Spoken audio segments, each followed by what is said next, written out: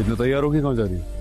अब फराज की बर्थडे है, उसने कहा था कि रिया उसकी गिफ्ट की तरह। मेरी मंगेतर है वो, मैं उसको हाथ लगा सकता हूँ, उसको छू सकता हूँ। तुम कौन होते हो कुछ बोलने वाले? चुड़ैल का साया खत्म करने के लिए आप दूसरी चुड़ैल ले आए ना। फराज इस घर का होने वाला दामाद है, मेरी बहन से शादी कर रहा है वो। बैठा मैं हूँ और मैं ही रहूंगा। तू रिया को हाथ नहीं लगाएगा। तो जाना तो बनता है ना। मेरी बात सुनो, तुम वहां मत जाओ प्लीज। क्या मतलब? मतलब ये कि कबीर तो रिया की शादी होने नहीं दे रहा है, तो आप कबीर की शादी करवा दीजिए। जाहिर है तुम तो ये सब बोलोगे, चलते जो तुम उससे। तू करीब नहीं आएगा इसके।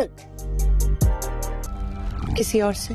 ऐसा लगता है कि आप भी कबीर की बातों में आ गए। मैं वो हूँ जो तू कभी हो ही नहीं सकता है। मुझे उसके बारे में सब पता होना चाहिए। नहीं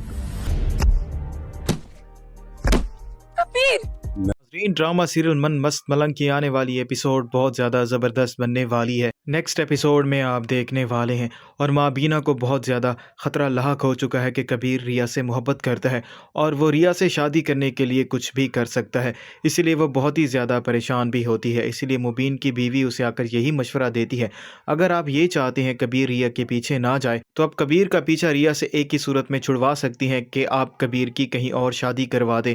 और माँ बीना को भी ये बात पसंद आ जाती है और माँ बीना अपनी तरफ से कोशिश करेगी कबीर की जल्द से जल्द शादी करवा दे। लेकिन कबीर इस बात के लिए कभी भी राज़ी नहीं होने वाला और कबीर तो हर वक्त रिया का पीछा कर रहा होता है फराज का चेहरा सबके सामने बेनकाब कर सके। इसलिए कबीर जैसे ही रिया के घर के बाहर आएगा तो देखेगा रिया सज धज कर कहीं जा रही होती है और कबीर उनका रास्ता रोक लेता है और कबीर कश्यप से सवाल करता है रिया कहाँ जा रही है। तो कश्यप कबीर को जवाब देती है, सरफराज ने रिया से कहा है ये मेरा तोहफा है, तो इसलिए आज उसकी बर्थडे है तो रिया को वहाँ पर जाना पड़ रहा है।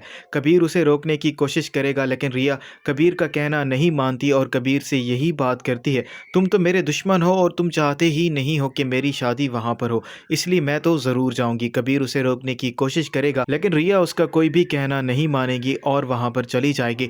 लेकिन कबीर ये बात बहुत ही अच्छे तरीके से जानता है, सरफराज एक घटिया इंसान है, वह ज़रूर रिया के साथ कुछ न कुछ करने की कोशिश करेगा। इसीलिए कबीर भी चुपके से वहाँ पर पहुँच जाता है और वही होने वाला है जिस बात का डर कबीर को होता है। फराज अपनी बर्थडे सेलिब्रेट करने के बहाने से ज़बरदस्ती रिया से डांस करने के लिए कहता है। रिया का दिल नहीं होता लेकिन वो जानबूझकर रिया का हाथ पकड़कर स्टेज पर ले जाता है और ज़बरदस्ती उसके साथ डांस करने की कोशिश करता है। लेकिन रिया को ये बिल्कुल भी पसंद नहीं आ रहा होता। इतनी देर में कबीर भी वहाँ पर पहुँच जाता है और जाकर फराज को मारने लग जाता है। तो फराज उसे कहता है कि ये मेरी मंगेतर है, मैं इसके साथ कुछ भी कर सकता हूँ, तुम कौन होते हो।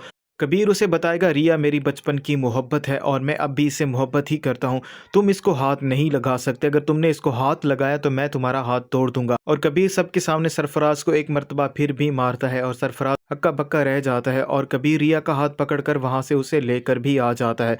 और रिया बहुत ज़्यादा परेशान हो चुकी होती, उसे समझ नहीं आ रहा होता आखिरकार ये सब कुछ क्या हो रहा है।